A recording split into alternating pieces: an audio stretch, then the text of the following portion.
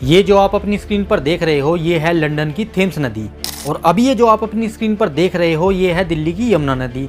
और दोनों ही नदियों को देखकर आपको इतना अंदाजा तो लग गया होगा कि जो दिल्ली की यमुना नदी है वो बहुत ज़्यादा पॉल्यूटेड है, वहीं लंदन की जो थेम्स नदी है वो बहुत ज़्यादा क्लीन है।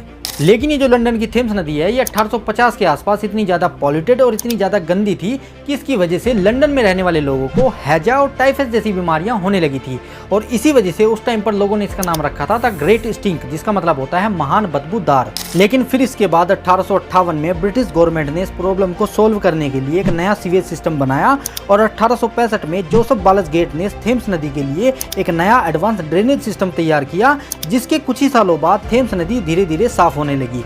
और आज के टाइम पर आप देख ही सकते हो कि थेम्स नदी कितनी ज़्यादा क्लीन है।